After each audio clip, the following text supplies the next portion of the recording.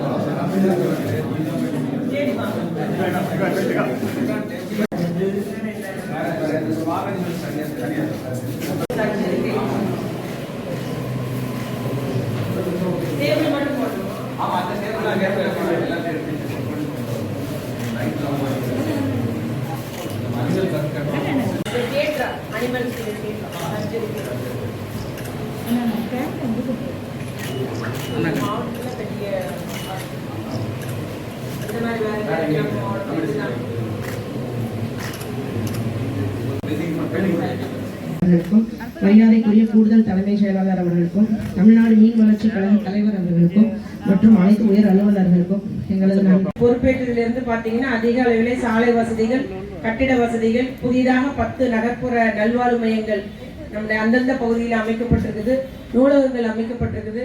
நம்முடைய மக்களின் வசதிக்காக கழிவுநீர் கால்வாய்கள் என்றெல்லாம் அடிப்படை வசதிகள், பூங்காக்கள் எல்லாம் செய்து கொடுக்கப்பட்டுள்ளது. இன்னும் தொடர்ந்து அநேக பகுதியில் செய்யப்பட வேண்டியது உள்ளது. அதையும் நாங்கள் நம்முடைய முதலமைச்சருடைய ஆட்சியிலே செய்து தருவோம் என்பதை மட்டும் கூறிக்கொண்டு கலந்து கொண்டுள்ள அத்தனை பேருக்கு நன்றி கூறி